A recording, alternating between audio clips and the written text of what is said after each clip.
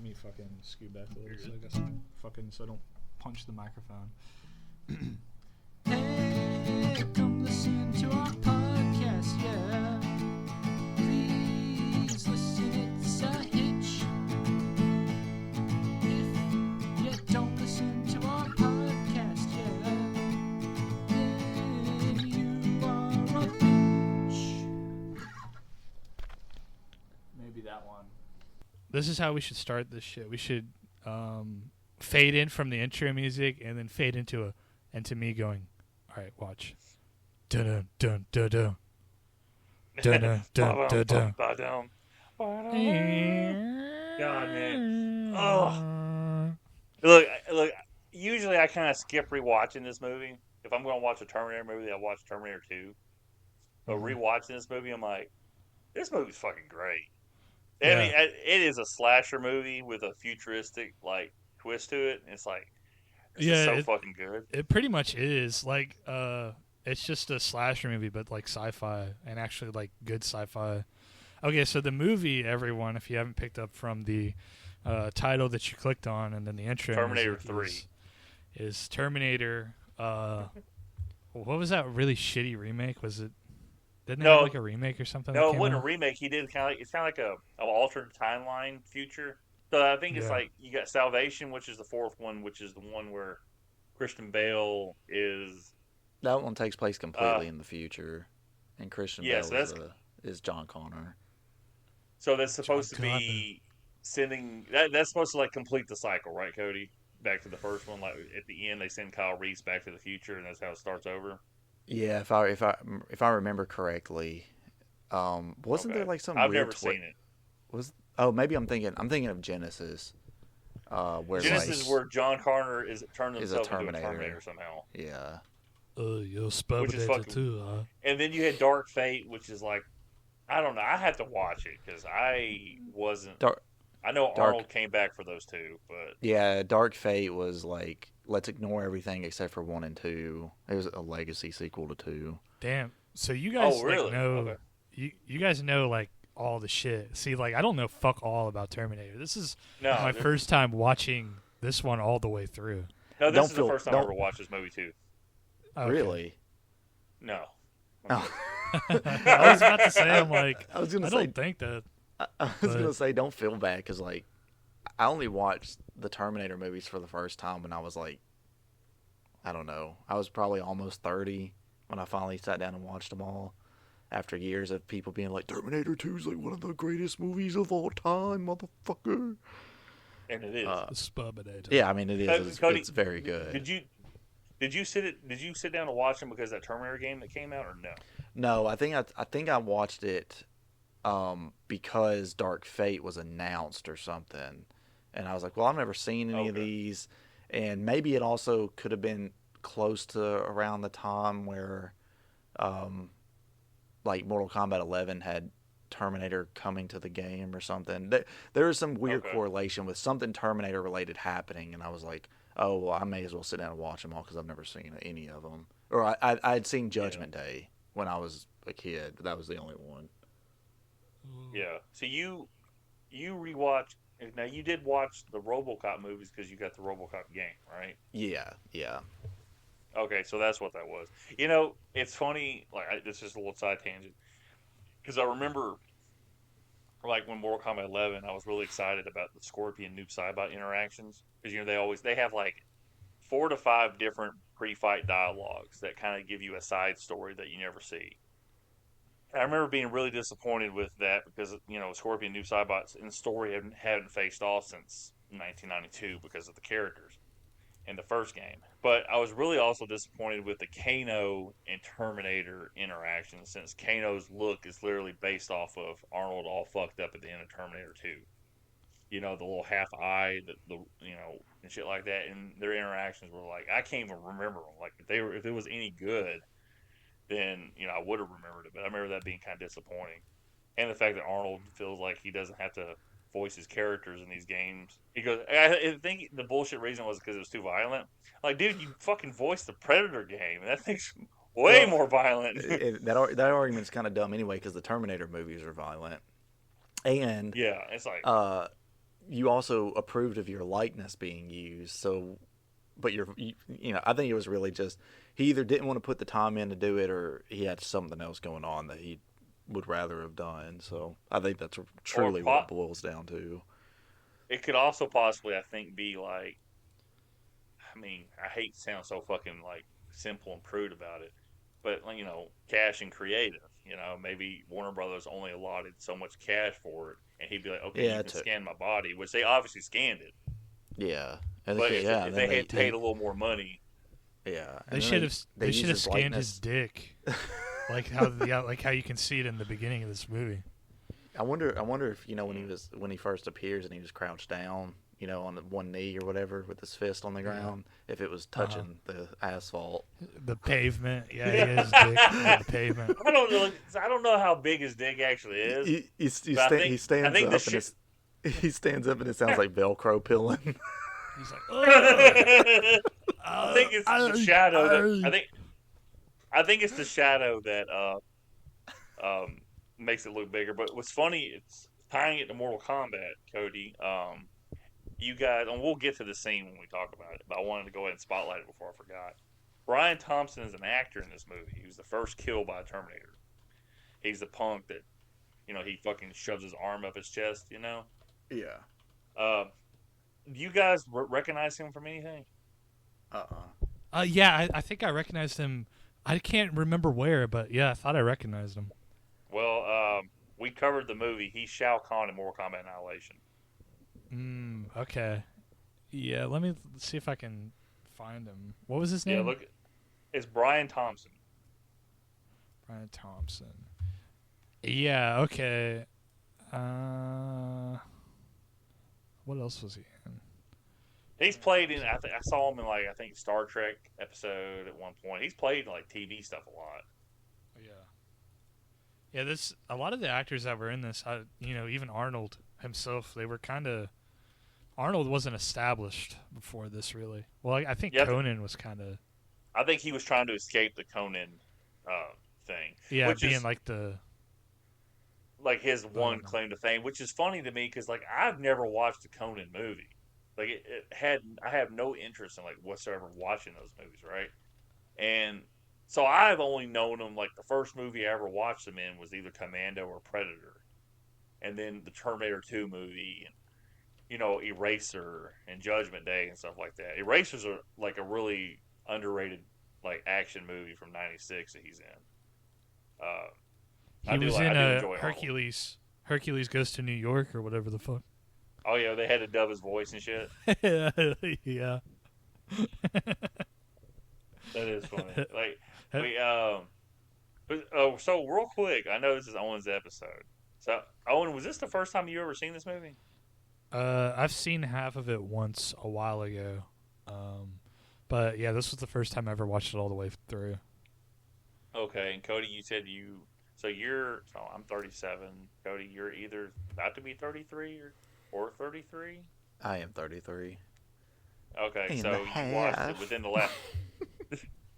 So you watched it within the last 4 years. You watched it for the first time, right? Yeah. What year are we in? 26. Yeah. Yeah, I don't know. Probably about 30. Probably sometime in the last 5 or 6 years, I watched it. Okay. So I think I seen Terminator 2 first. My grandma had it on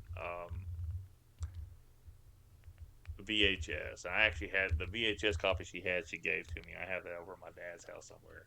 I'm trying to remember. I think when we did the RoboCop movies, I was like, I think I seen the first one first. Maybe I seen part 2 first.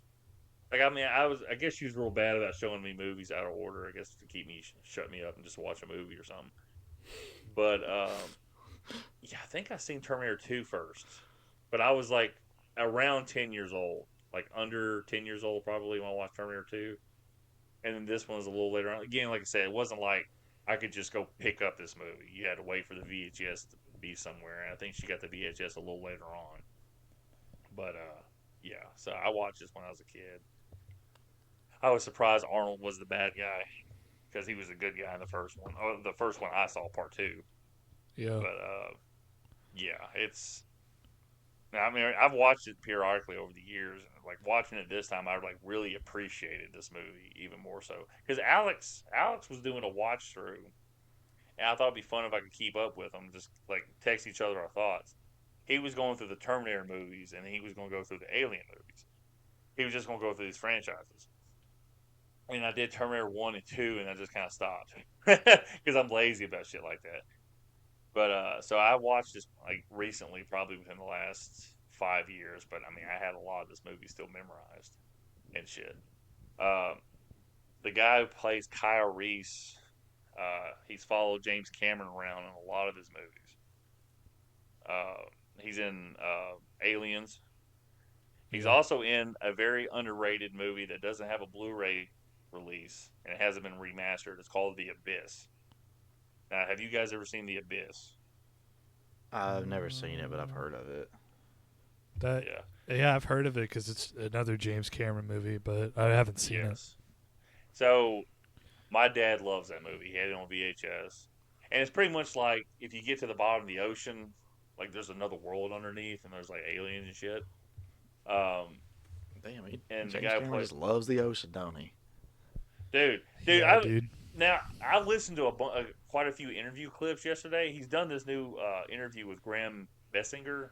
It's a big YouTube channel that does like kind of like almost sit down interviews, like 60 minutes. But he's independent. And Cameron's a fascinating fucking dude. But so it is Michael Biehn, Biehn, who plays Kyle Reese. Now, Yeah.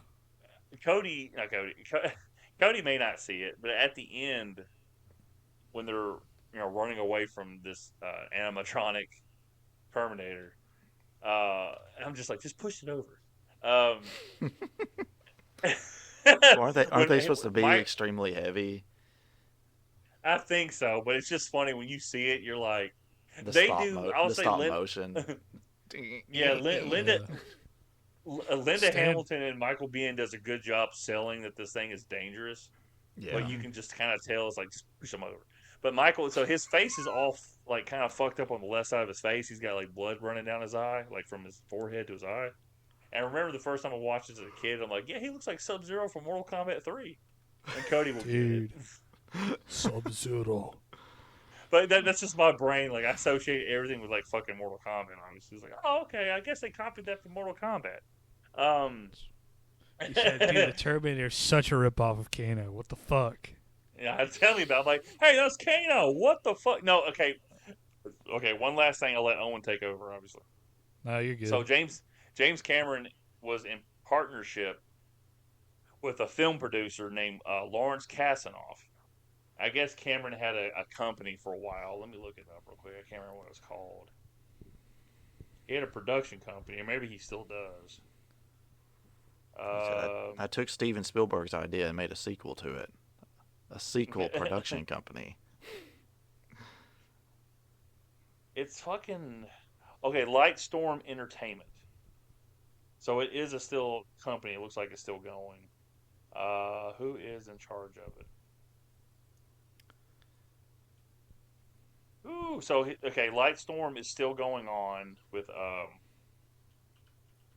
Avatar movies. James Cameron is the owner, but it was co-founded with Lawrence Kasanoff. Now, you guys won't remember him, and I talked about him quite a bit. Lawrence Kasanoff is the producer of the first two Mortal Kombat movies, and the Mortal Kombat Conquest show and the Defenders of Realm cartoon show, and he's been credited as an executive producer for the last movie and this newest movie that's come out. But so I have never seen James Cameron talk about Larry, but I've heard Larry talk about it and stuff like that. And when they originally did the Mortal Kombat movie, Kano didn't look like Kano because Larry felt like it was too much of a ripoff of the Terminator. And like I said, Larry worked on the Terminator 2 here. Anyway, I guess he worked on. I don't think he worked on the first Terminator. I don't think it was a company yet. But Terminator 2, Larry worked on. Yeah, I don't I think it would have been a company yet. Sorry, it was founded in 1990. My dumb ass looked at it. Yeah, because I was going to say, it wasn't like... The Terminator was like... If I remember correctly, the story is something like... This was like James Cameron's like big shot to like make it as a director or whatever. And if this would have failed, he pretty much just... It probably would have been one and done. Yeah, I but could be he was already at misremembering point. that, But he was at this point. He was already like really, um, for what I understand, he was already like an accomplished writer, or was getting to be an accomplished writer, I should say, because he did co-write. He got a co-writing credit, but he wrote Rambo 2: First Blood, for Rambo First Blood Part 2. He obviously wrote and directed Aliens, which was after this. I think that's 87, 88, maybe. 86 or 87, I think. Okay, so this is like right here. I think, yeah, there's so many production things going on with it, the first Terminator, because this obviously has a lot of either homages or I don't know if you want to call it ripping off the original Halloween, but there's a couple of things in this movie that are very much like that. And the Wikipedia page says he was inspired by John Carpenter for making a movie on the cheap like that, like just going with it. And he had this dream of this robotic future, this half robot chasing him or some shit like that, and he built the whole script around this dream he had. It was a fever dream because he was sick. But Larry did.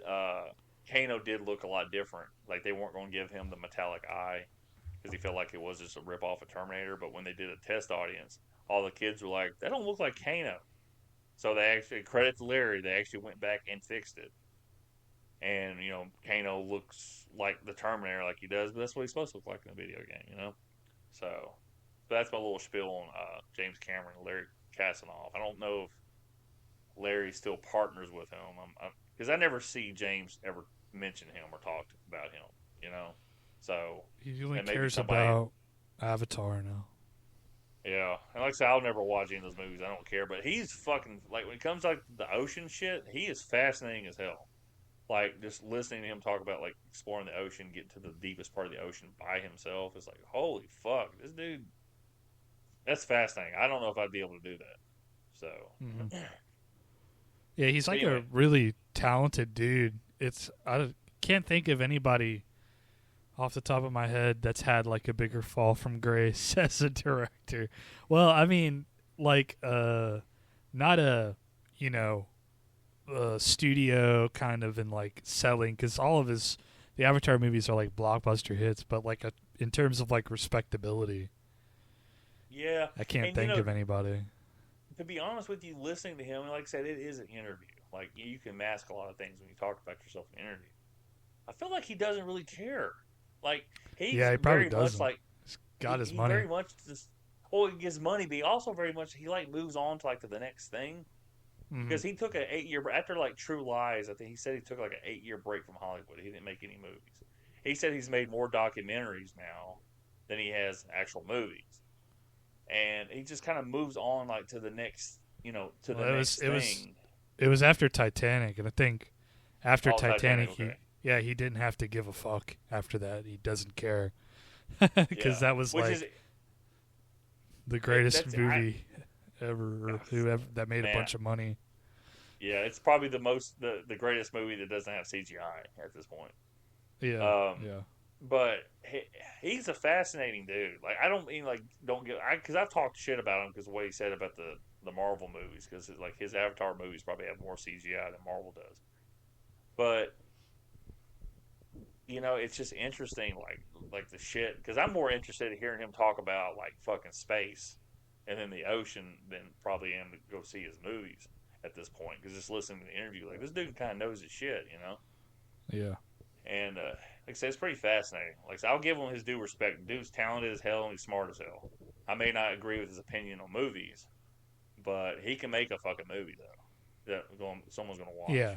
Yeah, and that was what I was saying is that he's like a really talented dude. Like, just even for instance in the Terminator, like he did all the conceptual, all the art for this movie, like the look of the future and the look of the Terminator and everything like that is straight from his brain onto a page. Dude's a great artist, and the way he, I was like listening to a documentary and he was like talking about it. Like one of the dude who did the score for the Terminator was kind of talking about how he would make decisions on the score. Like, he wasn't really necessarily like a musician himself, but like during like the scene in this movie where Kyle Reese and Sarah Connor meet up in the police station and they're like running away, the composer wanted to put the main theme when they met up, to kind of be like a triumphant thing. And James Cameron stepped in and he was like, nah, I don't want to do that because like people are going to be kind of distracted by like, oh, this is a heroic moment. He's like, I just want it to be kind of all actiony, and I don't want people to think about I want people to be in the moment is what he wanted. So just kind of how, and even on other stuff in the production, a lot of the other cast members and stuff, or a crew for this film have stated just how he was so knowledgeable about pretty much all aspects of filmmaking. So that's kind of really what I got from my research of this, is that James Cameron is a pretty great filmmaker, all in all. Yeah. And I think that's why I think he can make because ostensibly this movie's like, I'm not very good at budget. It has like a $6.4 million budget, which I think is a pretty good amount. But it's in 1984, so I kind of don't really know. Like, what's a comparative budget? Is that like? So we can look at how much The Thing cost. Let me look up The Thing real quick, because that The came Thing out 2 was- years before. The Thing was done on the cheap, right? It could have been. Hold on, I'll let you know. The Thing was $15 Oh, million. well, no. Yeah, so the budget for The Thing was $15 million. That came out 2 years before The Terminator. Okay. So, and it depends. Like, you get the cachet. Like, you get more money if your movies make money. Like, Halloween is like the highest grossing independent movie of that time at that point. Yeah. And so, Well, from what it sounded like, a lot of people in the studio, at least, or from the production company, thought that this movie was kind of just like a shitty B movie.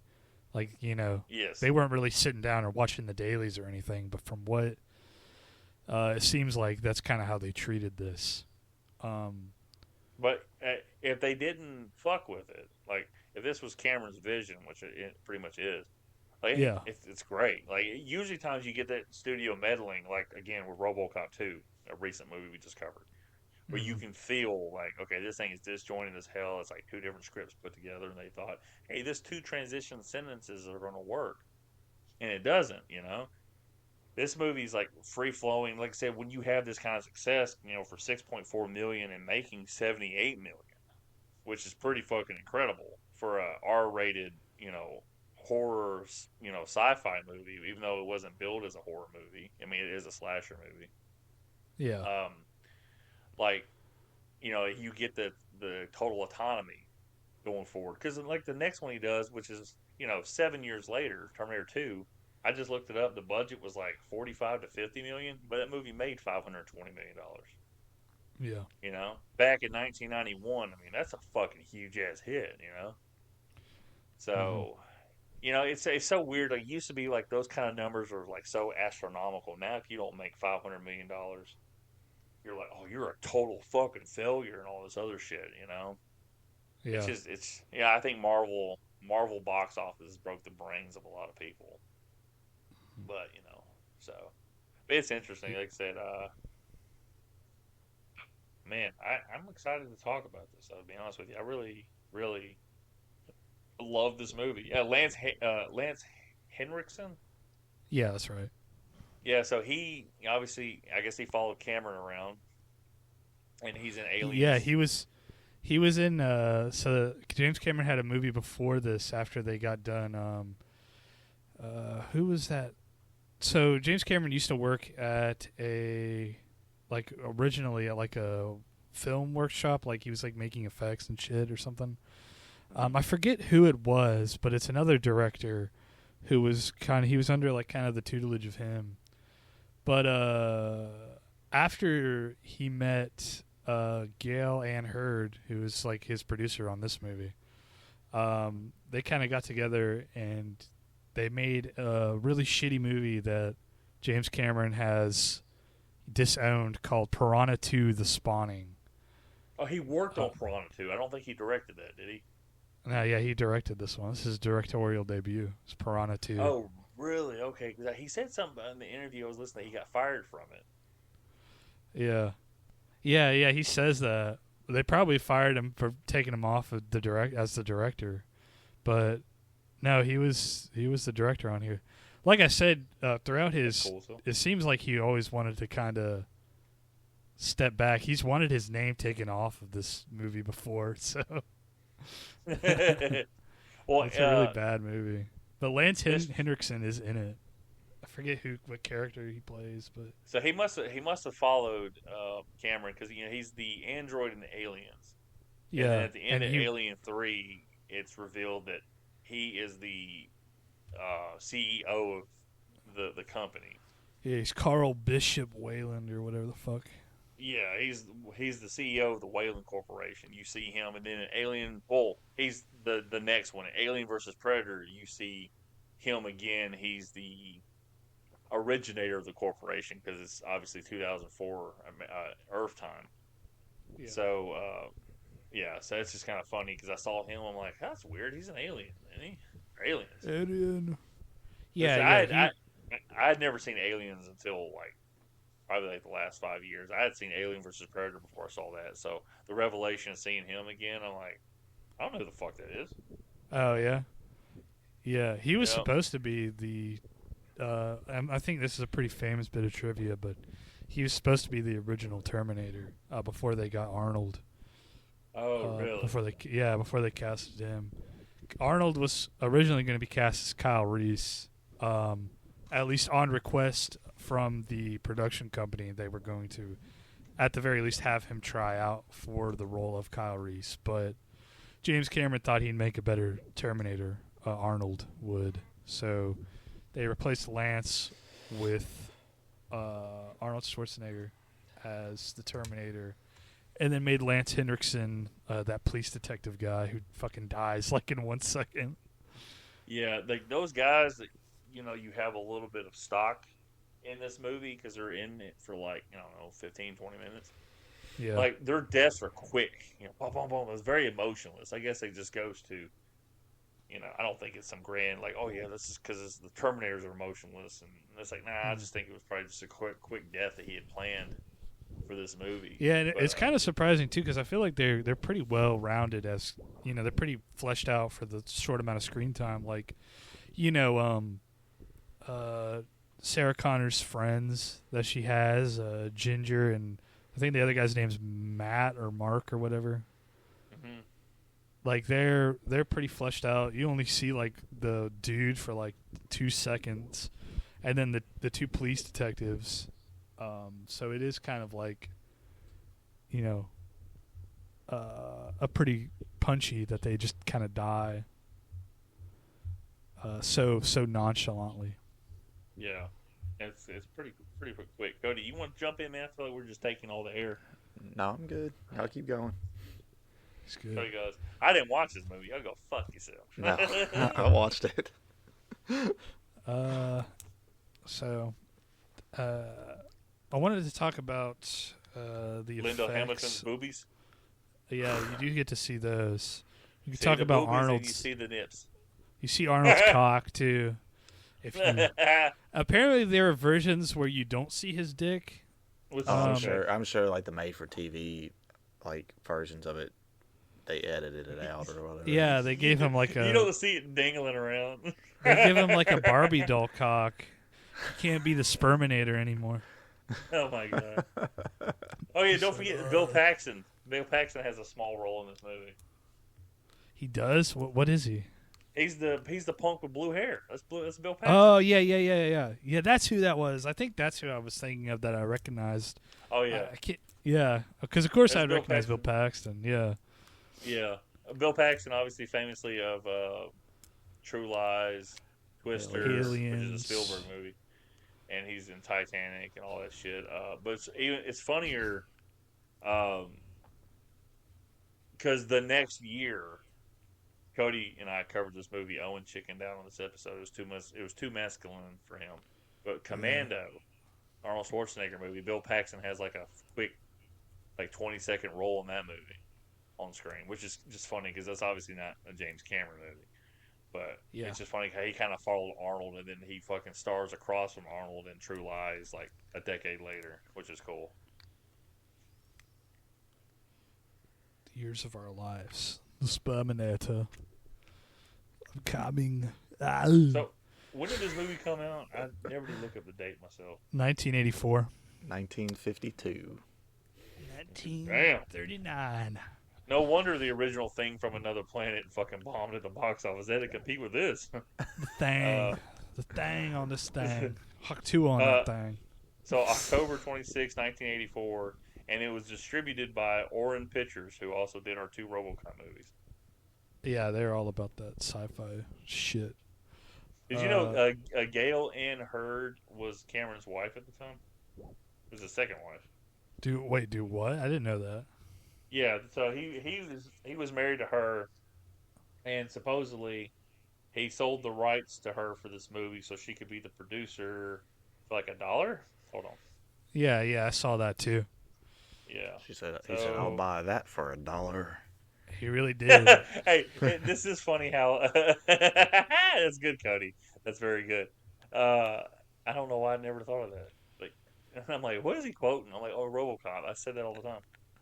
So this is in the Wikipedia page. It is as follows. This is funny. In Rome, Italy, during the release of Piranha 2: The Spawning, 1982, director James Cameron fell ill and had a dream about a metallic torso holding kitchen knives dragging itself from an explosion. And I just think it's funny that he fell ill during the release of Piranha 2. He's like, no, my career's over. Yeah, that's the He story. wasn't actually sick. He was just like, no. The fucking awful movie put him on his ass. Like, damn, guys, I ain't gonna lie. Yeah, because he's been married 5 times, been divorced. So with 3 more. So Gail Ann Hurd, who worked at New World Pictures, New World Order, as Roger Corman. Roger Corman, is that the guy you were talking about, the director? Yeah, that's him. Yeah. Okay. So we've covered up that. So showed interest in the project. Cameron sold the rights to Terminator to Hurd for $1 with the promise that she would produce it only if Cameron was to direct it. She also suggested edits in the script and took a screenwriting credit in the film, though Cameron stated she did no actual writing at all. Cameron would later regret the decision to sell the rights for $1. He said, fuck. Oh, He said, I'll fuck, get her. man. I'll get my damn ex-wife. I'll fucking make the Titanic. So if we ever cover Terminator 2, we're going to have to find out if there was like a big legal battle for why that movie took 7 years to be made later on. It's probably just because he was busy making other things, right? Because he made all Aliens the in other between. shit. Yeah. Probably. Yeah, he did Aliens. I'm just curious too. Is like usually when he you have a wrote- big gap. He wrote for Okay. Aliens between before this movie, actually, before the Terminator started. Yeah, he said he Production. had 3 projects he wrote. He wrote the Terminator, Aliens, and Rambo: First Blood Part 2. Yep. He did the screen, or he has a screenwriting credit for that movie. I don't know actually how much he did, but I think from what I understand, he did write the script. He just wasn't able to do rewrites because he was in production for Terminator. I think Rambo: First Blood Part 2 came out in '86 also. Sperminator. Terminator. I'm the fucking. I need to come. I need to fucking come. Come with me if you want to come. So she has the if she has the production rights, I'm assuming she made all the money for this, right? Yeah, she probably made a lot of money off of this. Because I Does sold she it for still- $1 and a big ass blowjob. Does she still own the rights to this? That's a good question. I'm gonna click on her and see what the fuck it says. Well, hell, she was with him for a while though, because she was with Terminator, Aliens, and The Abyss. Armageddon, Yeah. was that a Cameron movie? No, that's a Germany. That's a Michael Bay movie. Michael Bay. Sucking on my dick. Yeah, Sucking sucking. on my So dick. she was married to Cameron from '85 to '89, and then Brian De Palma from '91 to '93. Jonathan, Hey, it's like I don't know who the fuck that is. She's just marrying all the directors she's fucking with. Wasn't Brian De Palma one of the people that got Me Too'd? I don't know. He's the one that did Scarface. Yeah, he did Scarface and Carrie, but no, I don't think he did. Off the top of my Hold head. on. Maybe I'm thinking of another Perceptual. Brian. Brian. Brian from Family Guy. Hey, Brian. Brian. It's Cool-Whip. Sorry, you Stewie? cut that. Oh, That he's- wasn't funny. What? De Stewie? Palma Are has you- been accused of being a perverse misogynist, to which Palma has responded, I'm always attacked for having an erotic, sexist approach, chopping up women, putting women in pearl. I make suspense me movies. horny. What else is going to get them to happen? That makes me horny thinking about it. Turns me into the That's it. Sperminator. Discriminate. Go back in time and fuck your mom. Call me the Sperminator. Oh, I am thinking of a different Brian. Brian Singer. That's who I'm thinking of. Yeah, okay. That dude's got me too for a different reason though, 'cause Yeah. he's confusing. Because he sat there and said like he was gay, and then all of a sudden he has a kid, and he says he's bisexual in interviews, but he's only been with like one chick, and all the people that have turned him in for Me Too are all the guys. I'm like, oh man. So the chick, who was the chick that he had the kid with? Because she was in a movie. Okay, yeah, I remember now. So the chick in Jason Goes to Hell, let's do a callback, who's fucking the dude in the tent and gets the fucking stop sign right up through her chest and she gets ripped in half. Y'all remember that kill? No. Kind of. No. Well, it's they're in the tent and she literally gets split in half long ways from her torso up to her head with this kill was when Jason's in the doctor's body. That chick, that actress, is the one Bryan Singer had his kid with. I don't know that I remember reading up on that. I'm like, damn, really? She's the one? And then we just started talking about Bryan Singer. I'm like, let me just go back to that. Anyway, we gotta get back to the Terminator. Go ahead, Owen. I apologize. I'll come on your back. I wanted to talk about Hey, nice day for a walk. Was it good? nice day No to suck a things- cock. What if he's like, what? Oh. He just gets forced down there. Yeah, he's asking for his clothes for a different reason. Sperminator. Take off your clothes. I want your cock, your balls. He's like, that's what? his fuel. Bloop, bloop, bloop. That's how the Terminator. That's what the Terminator runs on. So I need to come. Hey, so I think this is disgusting. When Kyle Reese gets the pants from the homeless guy, right, and he puts them on, I'm like, Yeah, it's First off, covered in like those shit pants are- stains. those pants are fucking disgusting. But when then you he- see him, I'm kind of thinking the dude's gonna be naked, but he's wearing long johns. He goes, son of a bitch, But he puts on the sick ass fucking Nike kicks, dude. Did you see that shit? Yeah, I saw him. Yeah, he didn't even have to tie his shoes either, man. They had the strap Velcro. on and everything. Yeah. Really, Hold on with the strap on part, and they just calm down with that. They had the strap on and everything. I love it how he grabs the fucking shoes and then looks like he measures the bottom of his feet. Yeah, those will fit. And I'm over here thinking like, usually the bottom of the shoes are not fully accessible to the feet, and it might be an inaccurate way to judge it. Do you It's- think it's that was close enough. product placement? No, because I don't think he got that kind of money for that. Nike, at this point, I No, think a product Nike placement was works the either- other way. Product placement usually works where well, I guess it can work both ways. But typically, product placement is like the company that owns the product. is Like Bryan paying you Singer. Yeah, it's typically like the company. The company is paying the production company or whatever, like to include their product in something. Oh yeah. hey, Well, that's what I'm sorry. saying. Do you think they got a paycheck from that? Is what I'm saying.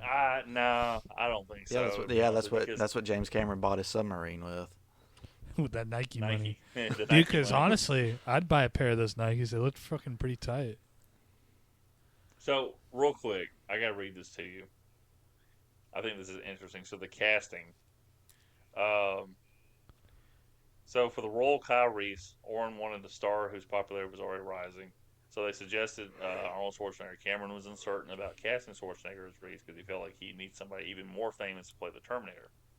Sylvester Stallone and Mel Gibson both turned down the Terminator role. The co-founder of Owen Pictures suggested O.J. Simpson, but Cameron did not feel that Simpson at the time would be believable as a killer. Yeah. I remember hearing that too. It's impossible, dude. So do you think he was probably for OJ when the trial was going on? Then He's like, he didn't kill him, guys. Come on, look how small his hands are. Yeah, the glove didn't fit. You must have quit. I don't.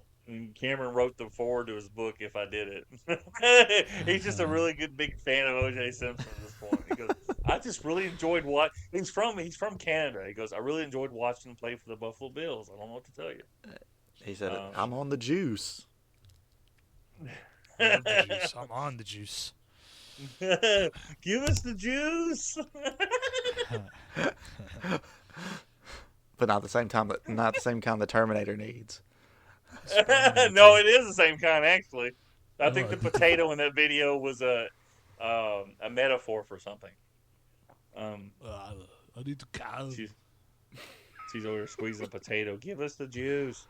Lance, do you know who did the special effects for this movie? James Cameron. No, it was Stan Winston who did it. Shit, our boy. Yeah. Who's Stan Winston? Famous for the Ninja Turtles and uncredited for Jason 3. He did The Thing, and he did Jurassic Park's animatronics as well. Since you brought up the special effects, so I think the special effects are decent enough throughout this, except with the exception of two parts. The fake head. With the fake head, yeah. When he's looking when he's like fixing his face or peeling off his face or whatever he's doing. It's rough. And then like the weird like stop motion effect when the Terminator's like, it's just like the skeleton at that point. Which I mean, I know they did what they could do, but still, like, just watching it today, it's like, ugh, this doesn't look great. Quick question. I can't remember. I know Cody was on the episode. Owen, were you on the Escape from Alcatraz episode? Yes. That was my movie. Okay. No, it was my movie. Wait. No, yeah, it was your movie. Sorry, I was thinking of Escape from New York. My bad. Oh, no. We do Escape from New York? Yeah, we did. I don't think we did. It was a long... I'm pretty sure we did. No, we did Chinatown. Yeah, we did Big Trouble in Little China. Big Trouble in Little China. Yeah, because that was the Mortal Kombat thing. I swear we did Escape from New York. Escape. So, I'm gonna hold the microphone down. I want to Google something real quick. Escape from. I'm escaping. Escape.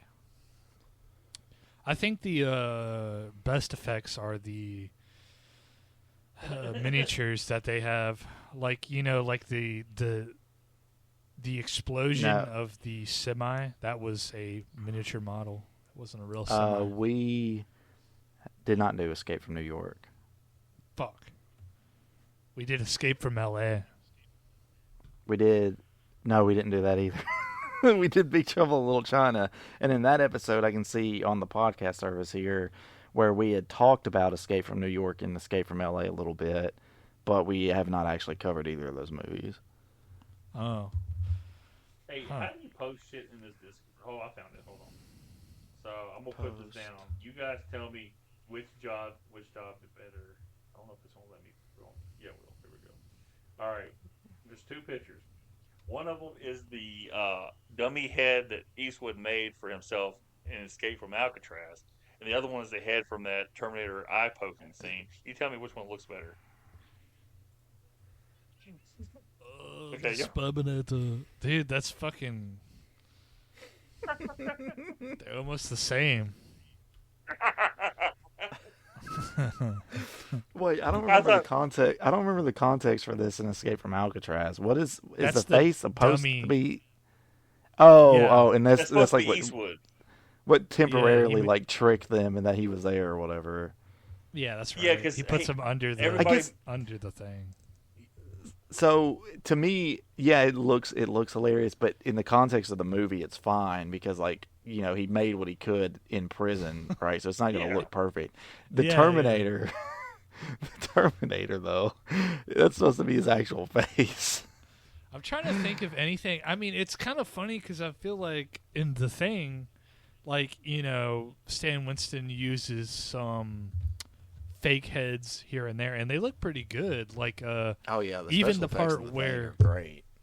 Yeah, like the part where the dude's fucking head turns into a spider. Yeah, but you're also remember we just talked about it. This is like less than half the budget.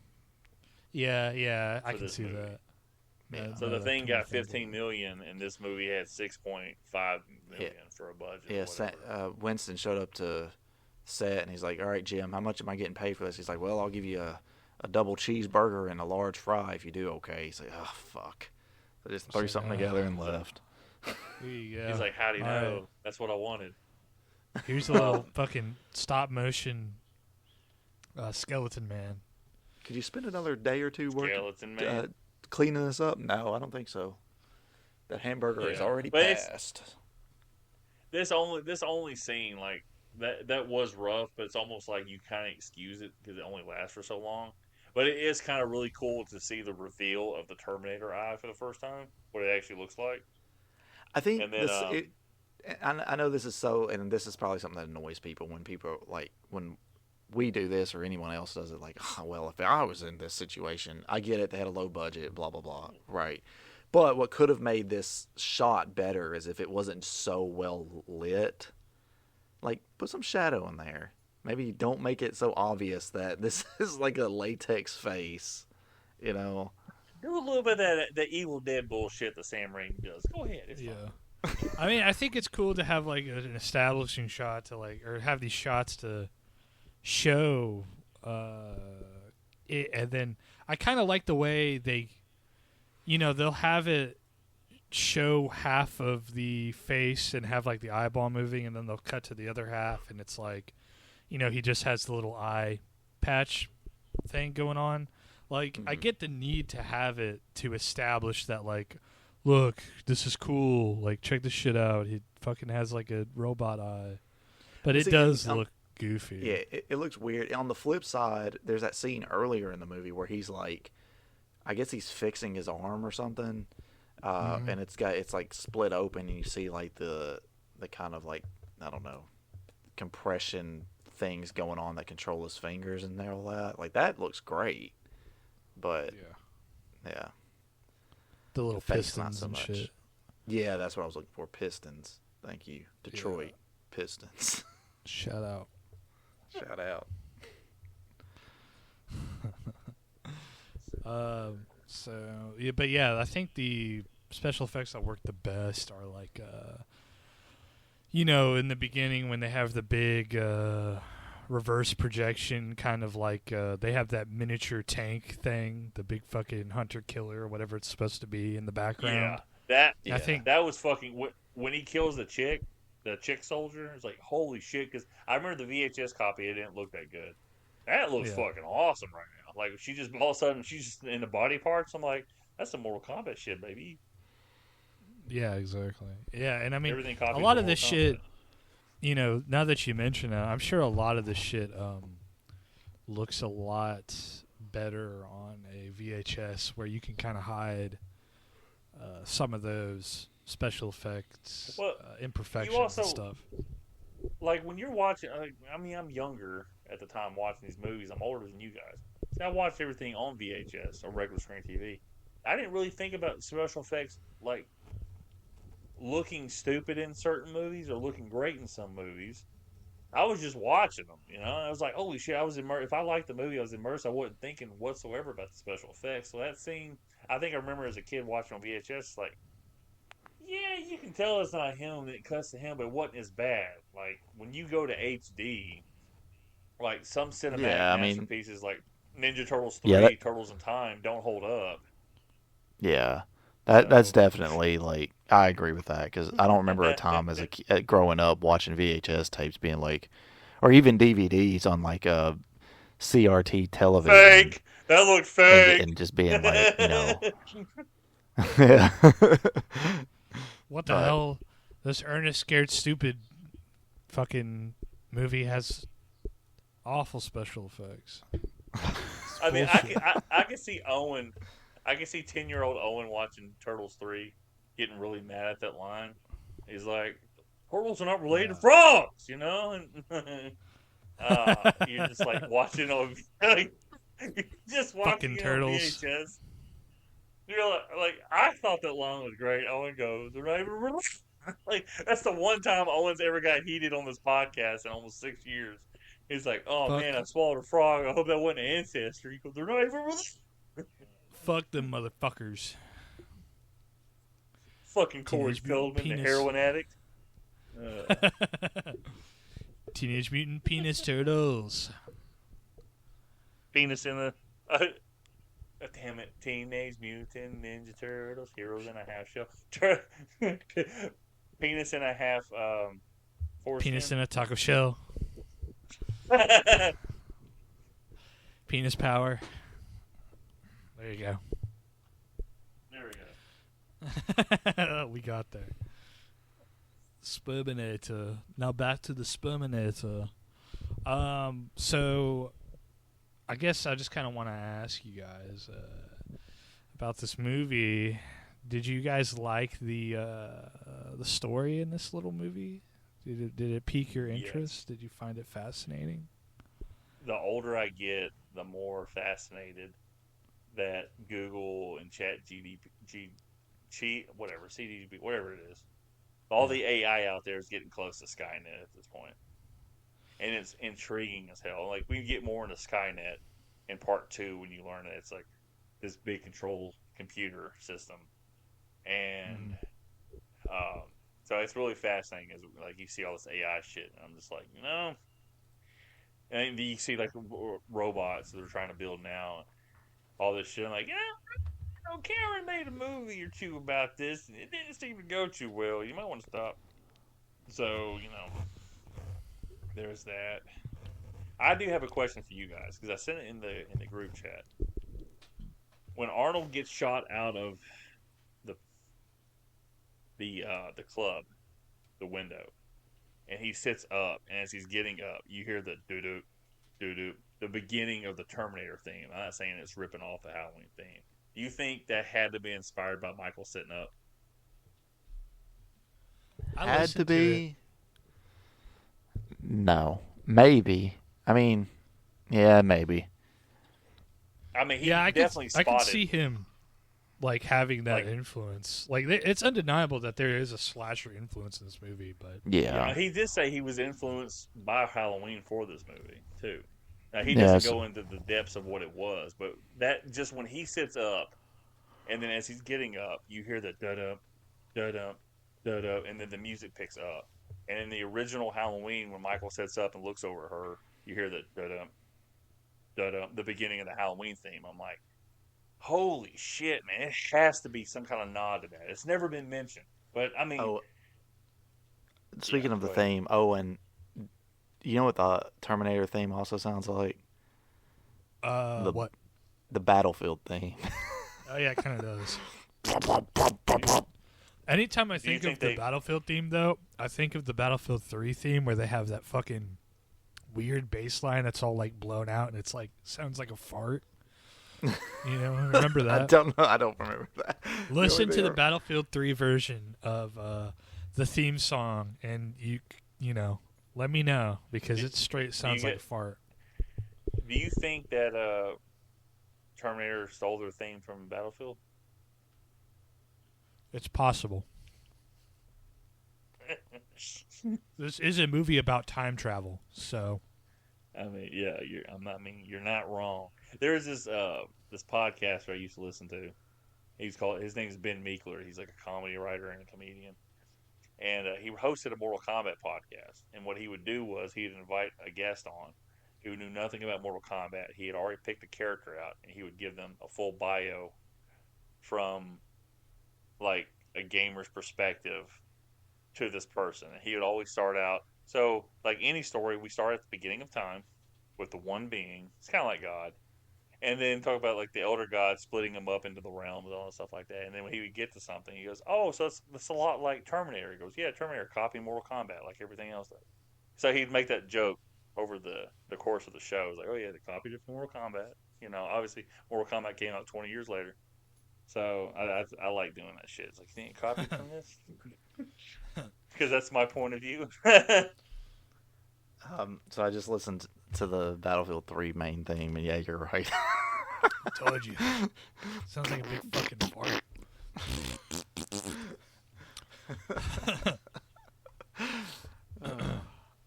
That was that time though, 2010, 2011. You know, dubstep was big, so and distortion in music was real big. The kids nowadays, they like look at dubstep like very fondly. They're like, "Oh, I remember that. Remember those times." I always just figured dubstep would basically be like the 2010s version of like disco, where it just kind of like where everybody flash in just the hates pan. on it. Yeah, everyone hates it now, and it was a flash in the pan and like super popular when it was a thing, you know.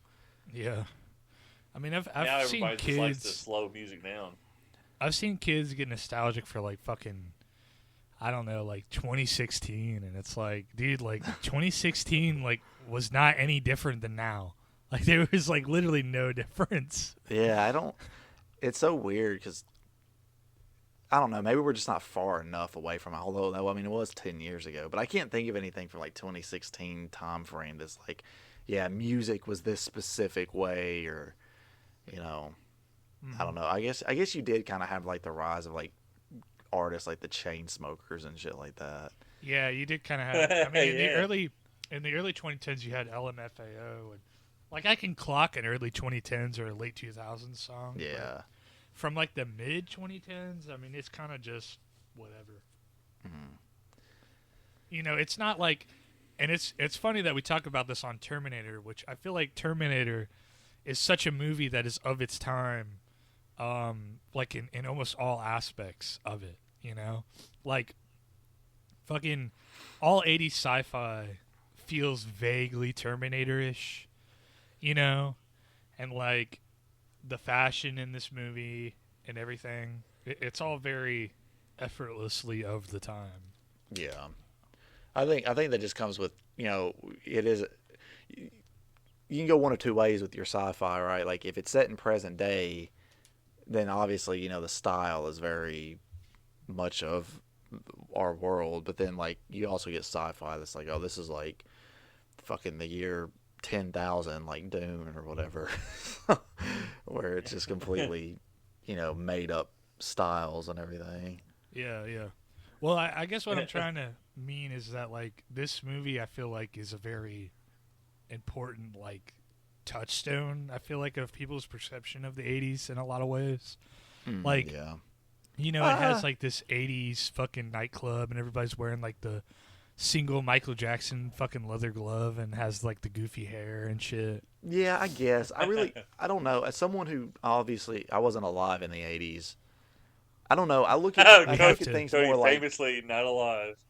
We have to defer to Lance on this one. many I was people born in say. '88, asshole. I was born in '88, man. I don't remember the '80s. I just know, like, me's the '90s. Like the first like music I remember really enjoying was Nirvana. So I mean, I'm very much a '90s kid, even though I was born in the late '80s. So Something in the way. I'll sing the real one, Cody. Cody, sorry. Cody, sing the real one. In my ass. Cody, what were There you you saying? go. So you know, you guys. Okay, do you guys kind of think that, you know, since Kyle Reese was a virgin, and then when he finally busted the nut is when he got killed, was like the inverse of the horror thing. When the girl has sex, she dies in the slasher movies. So Kyle dies. I thought you were going a different way with that, like it was his punishment from God. No, it wasn't his punishment. God, I was thinking maybe it was like he got lazy and sloppy after he had sex. Like finally, that's why he ended up getting killed, because he just wasn't he didn't have machine anymore. He didn't have that. He didn't have that clarity about him like he's supposed to have. That's what No Nut's all do it about. again. No Nut November. Hey, talking about getting her pregnant the first time, man, hole in one.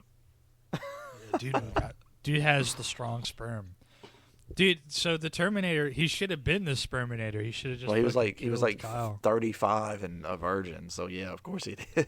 If Just if been the building Terminator, if the Terminator sucked off Kyle before he had sex and like drained him of cum, if he drained Kyle Reese of cum, then there wouldn't have been a John Connor. So that's what they should What have they done. should have done, they should have sent a female Terminator back just to fuck Kyle Reese. Just a really hot, like female android to like seduce Kyle Reese. The real Sperminator. Oh man. Oh my god, this episode took a turn, man. We're talking about a cinematic masterpiece. And we're like, what do you think about sex robots? Kyle Reese was a virgin, you know. Well, they have to have penises for some reason, you know. Well, Yeah, I mean, true. they have to be anatomically correct. That's the only. Hey, the only way they judge a Terminator after they got the real skin and real hair, they're like, drop your pants before they came into the encampment. Yeah, because and if it then was like a Ken doll, right, exactly, because then you wouldn't need the dogs anymore. You would just You just would be have like, to have all everyone right, flash you. penis Like, inspection. all you got to do is get a streetwalker hooker, be like, nah, he ain't got no penis, shoot him. He's like a Barbie doll. Have mandatory That's funny, penis though. inspection days. I'm a girl. Yeah, right. Why is that new big strong guy that just joined our hideout here going around asking everybody to suck him off? Now, it is a cool shot. I will say this. Oh, we gotta start talking about cool shots in these movies.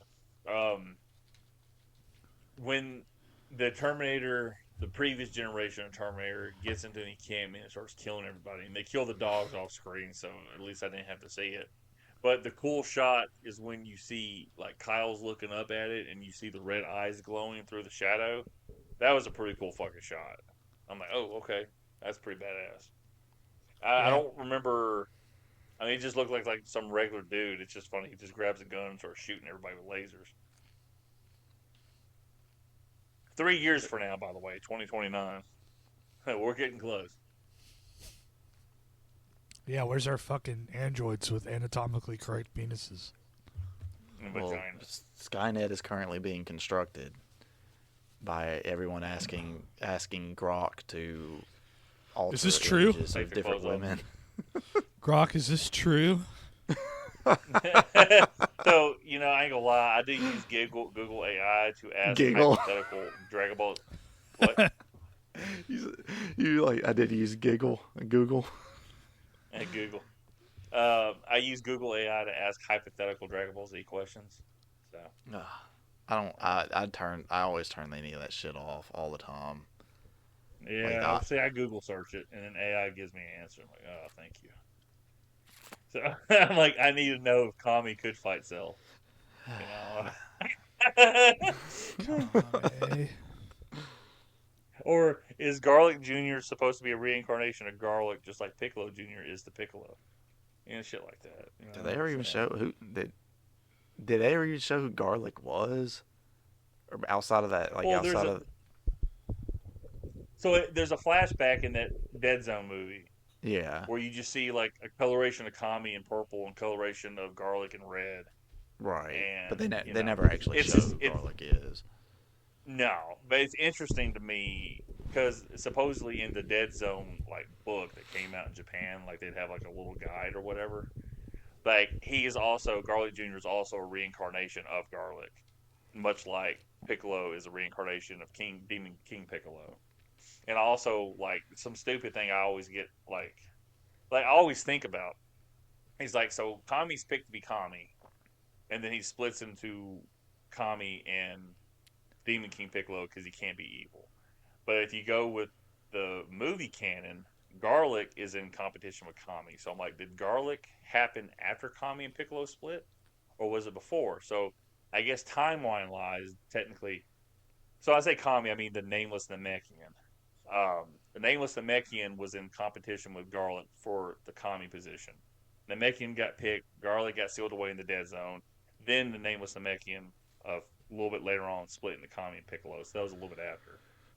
But of course, I mean, canon in Dragon Ball, like I said, they refer to Piccolo as just like he is the Demon King Piccolo. Like they treat it as practically the same being, even though he's not technically still. Yeah. So it's just weird. Like they call him.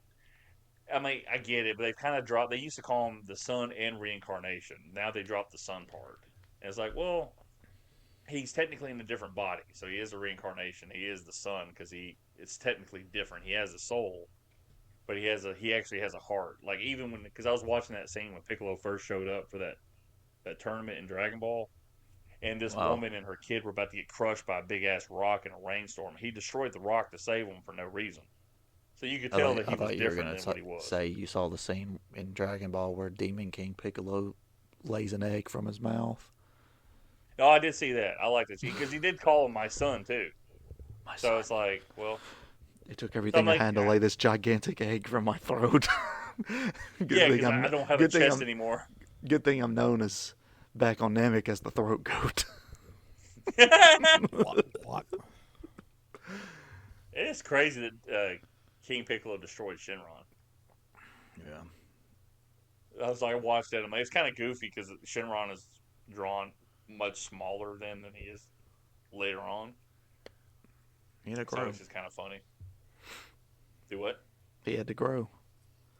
It's like sometimes you hold with a snake a little bit, it grows. So let's go back to the Terminator. Sperminator. So do we want to do a quick synopsis of the plot since we've completely dicked around most of this episode? Yeah, we can. So basically, the plot of this movie is that Arnold comes from the future. Okay, so it starts in 1984, Los Angeles. There is a big naked man on the ground that shocks in front of a garbage truck. The garbage truck driver looks up. He goes, "What the fuck?" I think he says "what the hell" twice, and it's like almost 80 yard. Yeah. It's like, what the hell? And then he gets out and he goes, what the hell? Because I remember hearing that scene twice. I'm like, what the fuck? He sees Arnold Schwarzenegger's big balls hanging on the road, dropping down. Arnold is in kind of like a godlike crouching pose. And then he gets up and runs into some punks. And he tells the punks that he wants their clothes. And then, they pull out their little switchblades. And then Arnold punches one of the punks and in the dick, and then gets their clothes. And Bill Paxton dresses in front of him. Then we cut to... No, it's a different guy. So Paxton gets thrown against the cage. Shao Kahn is the one that gets fisted through the chest, and then the other guy is the one that takes off his jacket to hand to him. There we go. Okay, so then we cut to our protagonist, who is a slightly down on her luck waitress who is kind of just the girl next door a little bit, kind of vibe going on, named Sarah Connor. But I don't think they reveal her, which is one of the things that I always kind of liked, is that it takes like the first two killings of... No, it's just the first one, actually. But yeah, so we're introduced to our protagonist. She's like a waitress. Just every girl, kind of, the diner's like shithole. Everybody's like yelling at her. Then we cut to a second naked guy who falls from the sky, and this dude is in pain. He's showing like actual emotion and shit. And you don't see his cock, but you see the other guy's cock. He goes up to a homeless man, steals his pants, and then he runs away from the cops. And there's a little chase scene. Then, if I remember correctly, we cut back to the original big Terminator man going through the phone book looking for a Sarah Connor is what he stops on. And the first of 3 times in this movie you get basically the same shot of someone running their finger over Sarah Connor's name. Yeah, I guess they have to put it in your... Which I think that this story's pretty... This movie's pretty good, I feel, for the most part, of not really wasting your time, which is one of the things that I kind of liked about it, was like, so anytime exposition is done in this movie, it's like it's during an action scene for the most part, or there's something going on top of the exposition, you know? Yeah. So like that's one of the things I kind of like about this movie is like there's never a time where like fucking, you know, or there's some kind of drama going on with the exposition, like you know, when Kyle Reese is in the police interrogation, you know, there's a bit of exposition there, but it's either that or when they're running away from the cops or something like that. Or when Sarah Connor is rubbing her fingers over the scar on John's back, and that looks like a butthole. Yeah, he has those weird little butthole scars. Yeah, I was trying to figure out if those were like makeup applied or like what. I mean, I assume they are. Yeah, I think because aren't they supposed to be like scars from like a laser rifle or whatever? Yeah, probably. But it seems like the lasers are pretty fucking deadly in the Terminator. Well, evaporated that one chick. If you take one directly to the shoulder blade, you get an extra hit. Yeah, he had +1 fucking damage resistance. Yeah. So, but yeah, even in that sequence, you know, there's like the romance going on, which is kind of what James Cameron, I feel like he likes that kind of shit. He wants to have like the action, and then there's a little romance for the ladies and shit like that, you know. Aliens kind of has it too, but not really, because like Michael Biehn plays a pretty similar character in that, called Corporal Hicks, and you know, there's like a bit of a dynamic between him and Sigourney Weaver's character. Yeah. So yeah, like James Cameron Rhea likes that kind of Ripley. shit. Do what? I said Rhea Ripley. Rhea, yeah. Who the fuck is Rhea Ripley? She's a wrestler. She's a wrestler. Oh, But okay. she took the Ripley name from Sigourney Weaver's character. Oh, I see. Okay.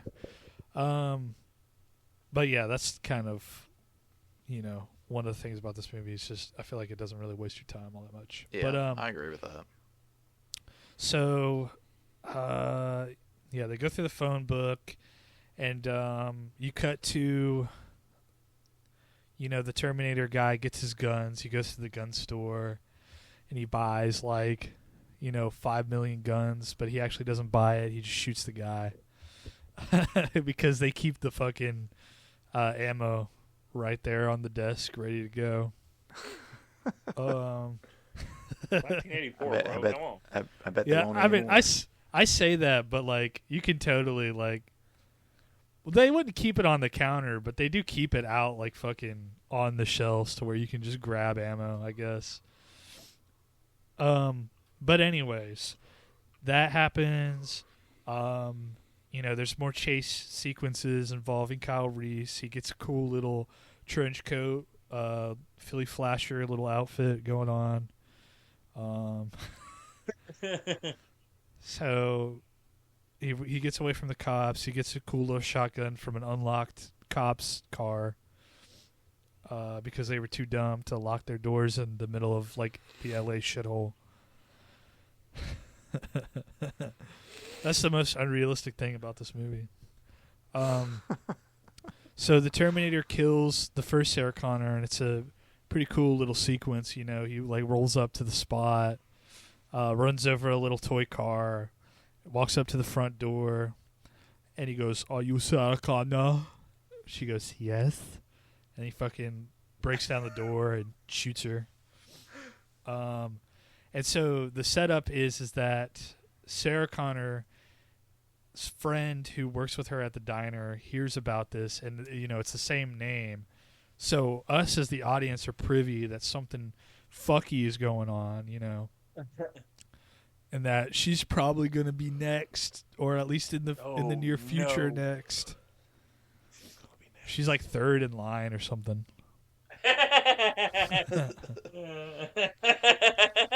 I can't. I'll get you, bitch. Hold on. I'll get you, bitch. Which one was she on the list? She was last. Here's the third one.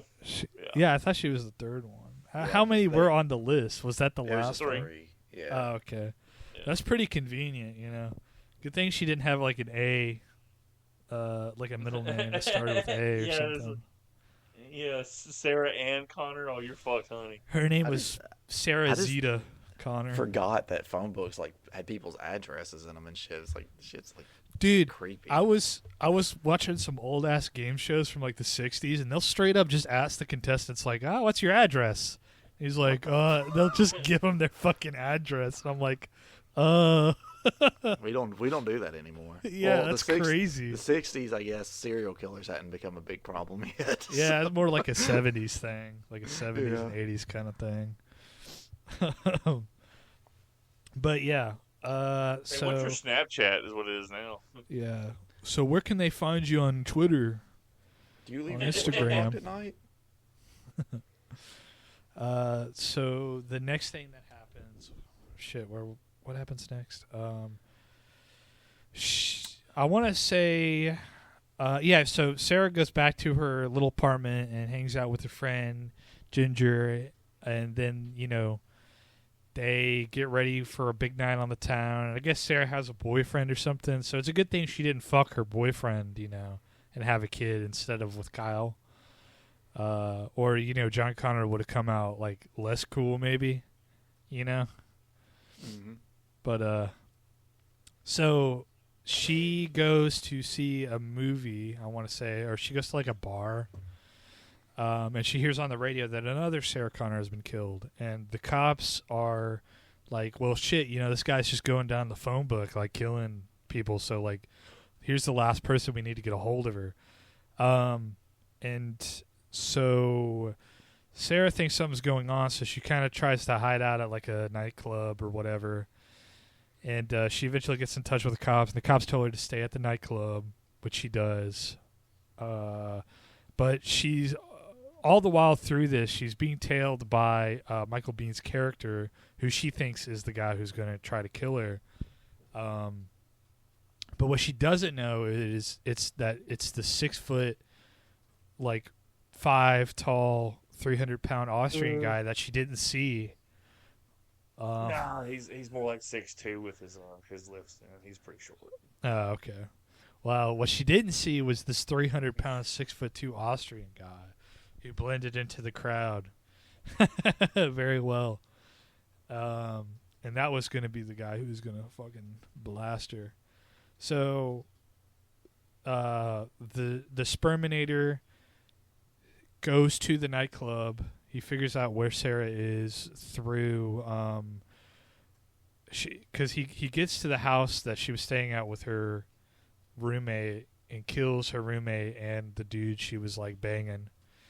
And Sarah calls back to the roommate and leaves a message telling them where she is, which is like the one of 2 times that she does this in the movie. So the Terminator very quickly gets down to the nightclub and finds her there, but Kyle Reese saves her, and he does the line, which I didn't know he did the line. I didn't know that the "Come with me if you want to live" was from this movie. I thought it was just from Terminator 2, like Arnold said it. But so yeah, he says that line. So then they have a little chase scene, and then Kyle does some exposition about how he's from the future and shit like that. And then he tells her to get down, and then throws her head down. Kind of looks like he's getting roadhead a little bit. Kind of a little strange. I can't be the only one who thought that that's what that looked like. But, Wait now. What now? Say that again. Roadhead? Yeah, like when they're running from the cop, or not running from the cops, but yeah, when they get down. yeah, he's like he like holds a bag of her head and like pushes her down. Kind of looks like he's trying to get some roadhead. Like, bitch, you better be doing something down there. He said that's the old playbook, oldest trick in the book, dude. Put your head next to my cock and make sure you do something with it. This is important. The future of the world depends on this.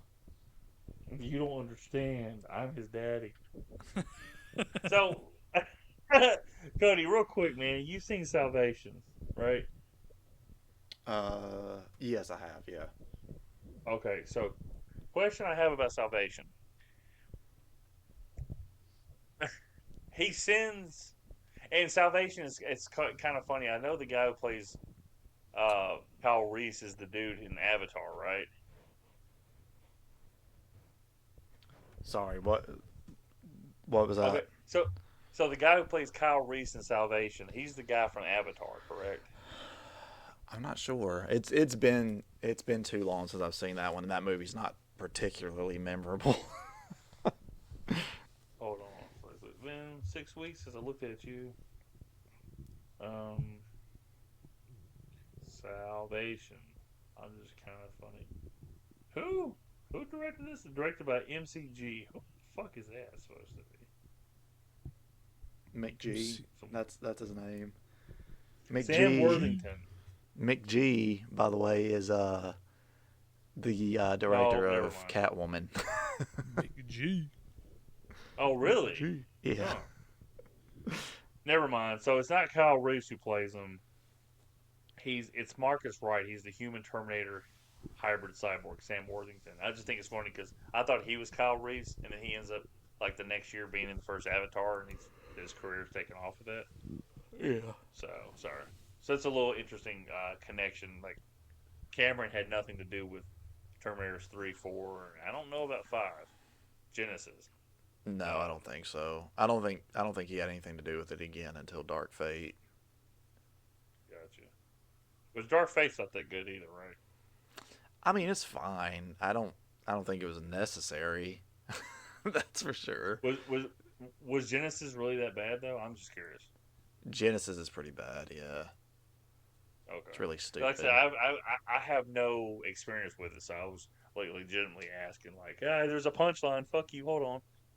So interesting. Hopefully Owen picks us to watch 2 at some point. Terminator. Because I'll watch 3 and 4. I'll watch 4, 5, and 6 for the first time. Yeah, because that's the one where Arnold gets to say, "Come with me if you want to live." Come and me. Yeah, and he starts doing like "Hasta la vista, baby." That's the first time he says that and shit. But the "I'll be back," that's the first time he says it in a movie, is in this movie, which is cool. Yeah, he says it, and it's not even like really that cool of a line. He just says it to like the fucking cop. Yeah, the cop But at the front desk. It is a cool desk. shot. How he kind of leans in and says, "I'll be back." So I'll be back. it's they do another sequence. It's cool, like when you realize, because like I said, I watched 2 first, right? And as I gotten older and I've watched these movies, like, oh, okay, so they do some callbacks in 2 to this one. So there's a scene where the T-1000 goes into a helicopter, a police helicopter, and he crashes through the window in his liquid form, then he reforms, and as he's reforming, he looks over at the guy who's the co-pilot, and he goes, "Get out." And then the dude's like, "Okay," just like fucking just drops out of the fucking helicopter. And in this movie, the Terminator gets into the 18-wheeler, and he looks at him and he goes, "Get out." And it's like these cool little, I think it's callbacks, but I didn't realize as a kid it was a callback. So I thought that was pretty kind of cool at the whole thing, because I didn't think these movies were connected like that. I wasn't thinking like, oh, that's a callback to the first movie. Oh, okay. And then I realized as I got older, but You should get a little bit older. Get a little bit stronger. Something in your eye, the way you look at me. Hey, real quick, before we get, were you singing Limp Bizkit? Yeah. I was waiting to see it come on. That was amazing, Cody. We need to have episodes where you just sing like Limp Bizkit and Stain songs, but in a classical format. So anyway, so can we talk about the car chase scenes in this movie are impeccable. Yeah. Every fucking one of them. Like the one in the car garage is probably like the best of the 3. You have the first one where, I guess that's part of it, the first one, but the part in the garage where it's just like they're driving and it's just shooting. It's like so fucking awesome. And the Terminator shooting, and he's not even fucking steering. That's the cool fucking part. The car just the front end alignment on that cop car, is fucking amazing. That is impeccable for a cop car. He just got his wheel alignment done. He just left Firestone. All right, we're good, guys. It had that Tesla auto drive on it. Well, he is a Terminator, so he probably is like, "Oh, we're good." Yeah, I was thinking about But that yeah, when that happened. It's like, wait a minute, he's got both hands on the gun, Yeah. firing, right? And it's like, is he driving with his knee? That's why he. Hey. That's why he has the Hey. cock to drive with it. Oh my god! Just wraps around the steering wheel. All the while, Kyle's is wrapping around Linda Hamilton's throat. Like, oh, Oh, God. Some roadhead. Says, I need to and concentrate. he goes, I'm a virgin, and she sees it. She goes, I don't know why not. No, I don't know why. Need to concentrate. So it's so again in the second movie. I know I'm doing a lot of foreshadowing, but when he's on the motorcycle, I think they do a better job with the gun part because he has a sawed-off shotgun, but he's having to cock the gun with one hand where he just kind of spins it around and then shoots, spins it around and shoots. It's the coolest fucking way of like getting the shotgun ready, man. I love that scene in part 2 where he's chasing after the T-1000 and John Connor on the motorcycle. Mm-hmm. Great fucking. Dude, we got to cover part 2 at some point. It's a great fucking movie. My God.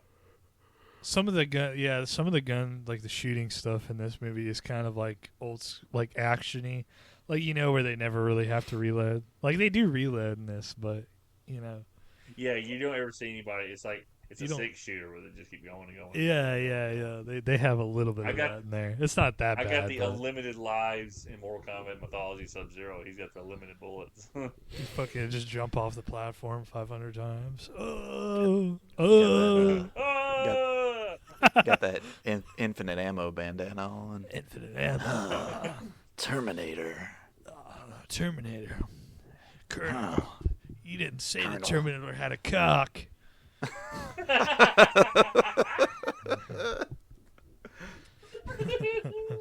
There's something Hey. off about it. There is A So, bulge. in part 2, when the Terminator shows up, he's walking through the bar, and one of the girls comes out. She's a waitress, and she looks down. She goes, "Oh." I'm like, oh my god, that's hilarious. Like, oh. See, I have a question. How does in this one, how does the Terminator get the leather jacket? Like, I get how he gets the first jacket that he has. It's like that fucking gray Yeah, M65. I'm assuming he just stole it. Yeah, Yeah, they never like show story-wise, it, I mean, though. he probably just kills somebody again too. I mean, who fucking knows at that point? Maybe the cop had it in his car or some shit. He sucked somebody. The first one, so the second one, they do a really good job. Cameron does a really good job in the second one, where he's going in and he's analyzing everybody in the bar, seeing what size fits. Yeah. And he goes up to the one guy. He goes, "Give me your keys, your clothes, the jacket, all of it." Your dick, And your then the balls, and your motorcycle. Yeah, and he goes, and the guy goes, and they all start laughing. He looks at him and goes, "You forgot to say please." And then he like rubs his cigarette on his chest and does nothing. And Arnold starts kicking everybody's ass, but he's not killing anybody. But I guess you don't really know that yet. PP If you're just watching flopping that part everywhere. He says, "Fuck you, asshole." You hear it No, he's, smacking against the "Fuck his you, thighs. asshole." Like that, Owen. That's a line from Commando. You didn't watch Commando though. No. Fuck you, He asshole. does- The dude, they're fighting in a fucking hotel room, and the guy gets the gun, and he looks at Arnold and goes, "Fuck you, asshole." Click, click, the gun's empty, and Arnold goes, "Fuck you, asshole." I'm telling you, dude, fucking Commando is a fucking hell of a watch. You should watch that one. I know, you didn't, but it's a great fucking movie. Even Cody likes it, and he hates fucking action movies like that. Yeah. So All right, that means let's Owen's gonna hate it. let's start wrapping this episode up because Yeah. I've gotta go downstairs and give all their medicine and all that kind of Let's stuff. wrap this bitch up. Okay, so plot speed run. Like Kyle Reese didn't do it. Yeah. So there's another. So while they're having the chase scene from the Terminator, the cops come. The Terminator crashes, and it looks like he fucking like a deadly car crash. But the car that Kyle Reese and Sarah Connor are using doesn't work. The engine's stalled, so they get arrested, and it looks like the Terminator like disappeared or whatever. They get brought to the police station, and Sarah Connor still hasn't really. She can't accept that fully what Kyle's saying is true. So they have a little police psychologist who thinks he's crazy. And it looks like he's going to get arrested and stuff. And Sarah's just hanging out at the police station to be safe. And then the Terminator comes by, and he goes on a full rampage assault on the police station. It's fucking crazy. And Kyle Reese gets that was free. a cool ass fucking rampage, man. It is a fucking killing. It is a pretty cool scene. Lance Henriksen's character, the two police detective characters, die in this thing. So they escape from the police station. That is Sarah Connor and Kyle Reese, and they hide out a little bit, and then they stop eventually at a hotel. Now, there's a little bit of romance that goes on, and one thing leads to another. They're making nitrogen bombs, and they're like, "Hey, boy, putting these wicks on these bombs are getting us hot and sweaty." So yeah, the secret is if you're making nitroglycerin bombs, it makes you horny. So they fuck, and Sarah Connor calls her mother, who the Terminator has figured out where her mother's hiding out at. So the Terminator has already come by and fucking basically killed her whole family and all of her friends and everybody. Which is crazy because they don't really bring. I don't remember them bringing that up in part 2. Yeah, it is kind of like her whole fucking world is just over. But but anyways, yeah. So her mom and stuff is dead. She calls her mom, and her mom's like, "Honey, will you tell me where to call you back at least?" And she's like, "Okay, Mom." And then when she's telling her the number, it cuts to inside the cabin that her mom's staying at. It pans, and then it shows that the family members are dead. It shows the Terminator, using like voice mimicry, which has been set up before. It was set up at the beginning of the first police chase, where he like pretends to be a cop over the radio. Yeah. So the Terminator figures out where they're staying at, what motel they're staying at. So he drives over there. And this is kind of the part of the big climax throughout this whole chase sequence where, again, there's a lot of chasing in this movie, which makes sense because that's ultimately what the movie's about. They have another big chase sequence, and it kind of culminates eventually into the Terminator getting into a semi, as was stated earlier, like a gasoline hauler. And while it's trying to run over Sarah Connor very slowly, Kyle Reese is able to put one of the little bombs into the back of the semi truck, and it explodes. And we have a little bit of a fake. Also, yeah. So another thing though, that chase scene is pretty fucking wonky in this movie because it's hinted that this 18-wheeler is going full speed, and she's just running, and as best she can. And she's still shifting ahead of it. It keeps shifting like further back, and then kind of closer, and then it shifts back a little more. Mm-hmm. I think this is a gasoline truck too. The back end is a gasoline, so the explosion was really. Which is a cool little thing. She should have been blown fucking way the fuck away with this kind of realistic explosion. Kyle Reese actually jumps in the fucking dumpster. Hey, we're good. Yeah. Bombs away. For most of the shots, she's way too close to the truck to where if it exploded, she would be caught in the fireball. But at the last shot, she's far enough away to where it's fine. But there's a cool effect, and I guess they probably covered whatever for the stunt, whatever that dumpster that Kyle Reese hides in. It looks like they covered it in some kind of material that, like, it's like when you spray Axe on your fucking hand, like as a kid, and you light it on fire, and you're like, whoa, my hand's on fire, or some shit like that. They did something like that to the dumpster that he hides in, and he like covers it in flames. It looks really cool, but he jumps out of it. But we kind of have like a little bit of a fake out section here because we see the Terminator burning, and Kyle and Sarah that's almost when it walks and it goes a few steps and then collapses. It's very. I know it wasn't taken from this movie, but it reminded me a lot of the end of Halloween 2, which we will get into when we cover, because Michael is like on fire and he walks a couple feet and then fucking collapses like that, and you see the fire's like burning away his mask. He goes doo-doo-doo. And so it's really cool. Like, and when it stands up, like the Terminator's pissed off because it no longer has a penis. It's like, my dick. He's Where like, did it fuck. go? And he's still stumbling. Yeah, he's I kind of like that they kept that. Like, he's still like hurt even though he's just the endoskeleton. Like, he can't. His leg's still fucked up. But from getting run over, because he got run over by the 18-wheeler. I think that's why his legs are fucked up. Yeah. So they run from the fucked up Terminator into what appears to be some kind of manufacturing plant or some kind of assembly line or something. And so this is where kind of the last fight goes down. Kyle turns on all the machinery to get it active, and once the Terminator breaks through to the room that they're in, or like on the catwalk that they're at, Kyle kind of sacrifices himself with one of the other pipe bombs. He throws it into like the midsection of he puts it right in his pelvis bone. Yeah. And so this blows the Terminator up, and sends like Terminator shrapnel fucking everywhere, and part of it gets into Sarah Connor's like leg, so she has like an injured leg. But it kind of seems like the Terminator might be dead again.